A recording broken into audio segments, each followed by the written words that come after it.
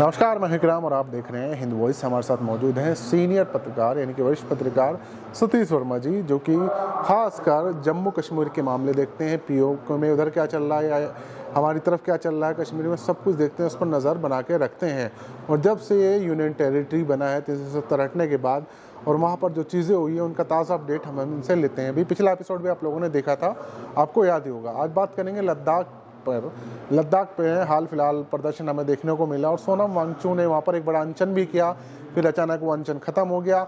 उन्होंने कहा कि वो एक यात्रा निकालेंगे, लेकिन उस यात्रा का क्या हुआ कुछ पता नहीं चला, मामला ठंडे बस्ते में चला गया। तो ये प्रदर्शन क्यों था, पूरी ग्राउंड रिपोर्ट के साथ हमारे साथ मौजूद हैं सतीश वर्मा जी। बहुत बहुत स्वागत है सर आपका। सर, मैं जानना चाहता हूँ कि ये लद्दाख के लोग किस बात से नाराज़ हैं। जहाँ सोनम वांगचुक पिछली बार मोदी सरकार को समर्थन दे रहे थे, वहाँ अब उनके खिलाफ बैठ गए हैं।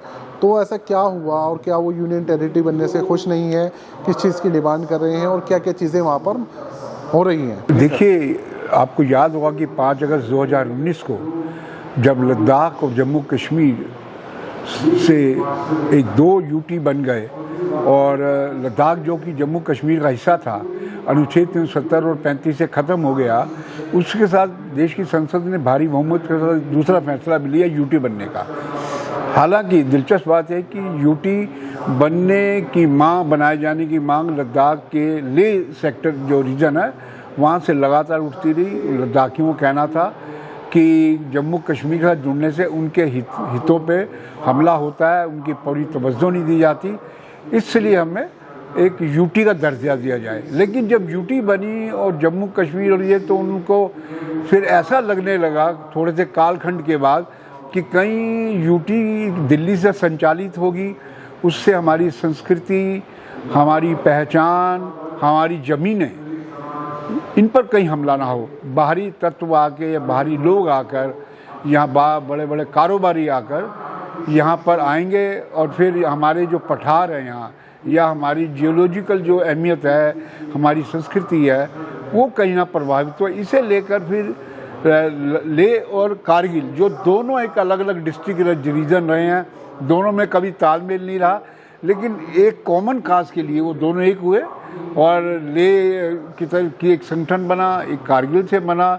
दोनों ने मिलकर ज्वाइंटली एक आंदोलन के रूप में शुरुआत की। सर, वो तो शुरुआत की, ठीक है, आंदोलन हुआ, आंदोलन सारी चीज़ें, लेकिन आंदोलन से मिला क्या, मैं ये जानना चाहता हूँ। और अभी चुनाव के वक्त, जब पहले चरण का चुनाव हो चुका है, तो पब्लिक क्या सोच रही है, कि किस चीज़ को लेकर वोट कर रही है, और क्या वो बीजेपी से खुश है, क्या बीजेपी की तरफ माहौल बन रहा है या नहीं, मैं जानना चाहता हूँ। चुनाव की बात है, उससे पहले 2 बातें मैं और कहना चाहूँगा कि चुनाव 26 मई को 5वें चरण में होने जा रहा है। उससे पहले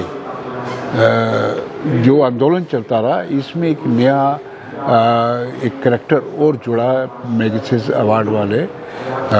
उन्होंने कहा कि ये अनजस्टिस हो रहा है, यहाँ के रिसोर्सेज वगैरह का, जो मैंने पहले कहा, भूमि और अपना ज़मीन, संस्कृति और शिनाख्त की लड़ाई है, उस लड़ाई को उसके लिए लड़ रहे हैं।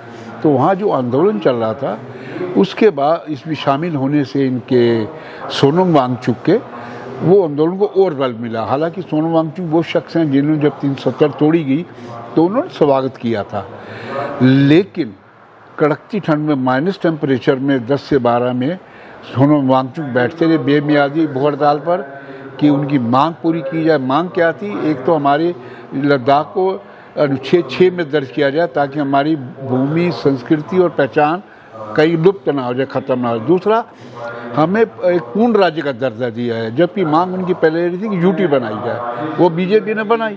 लेकिन अब स्टेट की मांग इसलिए उठी कि दिल्ली से यूटी संचालित होती है, कल को पता नहीं कौन सा नियम बनाए, हमारे लिए खतरा खड़ा हो जाए।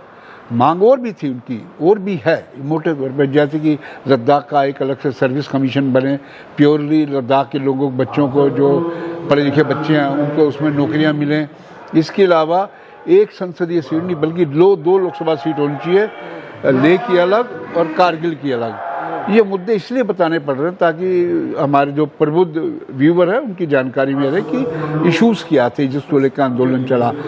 तो अब आखिर में आकर हुआ ये कि जब 3 मार्च को लेह चलो आंदोलन चला, तो पूरा लद्दाख जैसे जुट गया हो, उसके बाद फिर इन्होंने दिल्ली ने आनंद फानन बुलाया, एक सब कमेटी बनाई होम मिनिस्ट्री में, लेकिन नतीजा सब बेमियाद निकला। उसके 2 दिन बाद ये सोनम वांगचुक भूख हड़ताल में बैठ गए, 21 दिन रहे, फिर भी कोई सुनवाई नहीं हुई। उसके बाद ऐलान किया कि बॉर्डर चलो। उनका सबसे बड़ा गंभीर आरोप है कि चीन लगातार हमारी भूमि पे इनकर्जन कर रहा है, 4000 वर्ग किलोमीटर ज़मीन हमारी हड़प चुका है, और हमारे जो चरवाहे हैं जिनसे पश्मीना शालें बनती हैं, वो जानवर चीड़ू, उसको वहाँ तक नहीं जाने देते जहाँ तक पहले जाते रहे हैं चरवाहे अपने जानवरों को, भेड़ों को लेकर, जो वहाँ की स्पेशल भेड़े हैं। तो ये विशेष मुद्दे थे। वो चाहते थे कि मीडिया को भी दिखाया जाए कि जो हम बात कह रहे हैं वो बात में सदाकत है। तो ये मांग को लेकर वो बात अब ठंडे बस्ते में करीब पड़ रही है, लेकिन आंदोलन की जो आग कही जाए वो भीतर ही भीतर धधक रही है। इस बीच अब चुनाव का ऐलान हो गया। चुनाव में क्या लग रहा है आपको, किस तरह का माहौल है, मैं वो भी जानना चाहता हूँ। सोनम वांगचुक जो चीन तक यात्रा निकालने वाले थे वो अचानक रातों रात गायब हो जाती है, कुछ पता उसका नहीं चलता। फिलहाल सोनम वांगचुक कहाँ है, क्या कर रहे हैं, और अभी चुनाव को लेकर उनकी क्या एक्टिविटी है, क्या किसी विशेष दल के साथ वो जुड़े हुए हैं, ऐसे कई सारे सवाल। और उस आंदोलन से जुड़े नेता वो किसके साथ खड़े हैं? देखिए, जैसे चुनाव का ऐलान हुआ उसके बाद खबर ये आई, जो टी चिवांग है, तुप्स्टेंग चिवांग, जो 2014 में भाजपा की टिकट पर सांसद बने, उससे पहले वो इंडिपेंडेंट बने थे।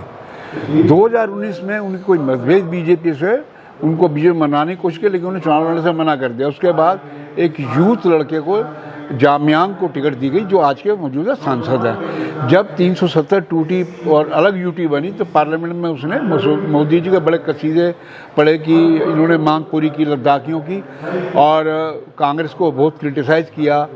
दिलचस्प बात यह है कि अब जब कल टिकट का ऐलान हुआ कल, तो उसका नाम काट के जो लद्दाख पर्वतीय स्वायत्त विकास परिषद लेह का जो चेयरमैन है, उनको उनकी जगह बीजेपी ने प्रत्याशी बनाया। अब बीजेपी पहले जो ऑलरेडी आंदोलन वहाँ चल रहे, आंदोलन से बैकफुट पे थी, अब उसके लिए एक नया सिरदर्द खड़ा हो गया कि उसका जो मौजूदा सांसद है, नए व्यक्ति को टिकट देने को वो चुनौती दे रहा है। वो कहता है कि पार्टी ने मेरे साथ ठीक नहीं किया, मुझे वजह बताई जाती कि भाई मेरा टिकट क्यों काटा जा रहा है, जबकि बात अंदर की बात यह है कि उसके खिलाफ लद्दाख लेह के बहुत बड़ा वर्ग उससे नाराज था। वो दिलचस्पी लेते थे, दिल्ली रहते थे, और भी तमाम उनके खिलाफ आरोप थे। लेकिन ये बीजेपी की पार्टी के भीतर का मामला है। कुल मिलाकर देखा जाए कि लद्दाख की आज सूरत हाल ये है, जहाँ एक और वहाँ आम लोग, हमें ये भी ध्यान रखना है कि लद्दाख के 2 रीज़न, लेह के साथ अगर चाइना की LAC है, दूसरी तरफ पाकिस्तान कारगिल लगता है वो LOC है। कारगिल जंग सबको पता है 99 की, और चीन ने अब तक क्या किया सबको मालूम है। तो कुल मिलाकर देखा जाए पूरी तरह लगता है कि बीजेपी का शीर्ष नेतृत्व, यहाँ तक कि गवर्नमेंट मोदी सरकार, वो भी इस मुद्दे पर कारगिल की जो डिमांड है वो कहते हैं हम अनुच्छेद 6 को मंजूर नहीं करेंगे।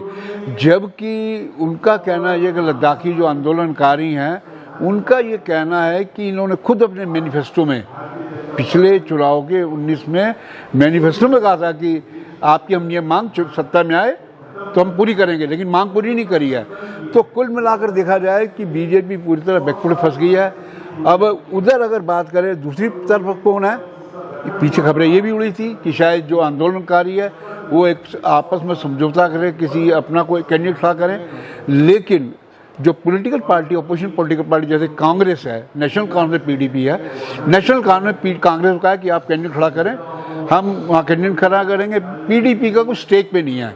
अल्टीमेटली कांग्रेस अपना कैंडिडेट देगी, ये आने वाले दिनों में साफ हो जाएगा। और 26 मई को आखिरी चरण का जो मतदान होगा, 5वें चरण का, यहाँ उस दिन यहाँ मतदान है। बहुत बहुत शुक्रिया सर, पूरी जानकारी देने के लिए। ग्राउंड पर वहाँ पर क्या स्थिति है फिलहाल, और तमाम अलग अलग प्रदेश की स्थिति हम आपके सामने रख रहे हैं। आपका काम है कि वीडियो को ज़्यादा से ज़्यादा शेयर करना। सतीश वर्मा सर से फिर मुलाकात कराएंगे, तब तक के लिए दीजिए इजाज़त।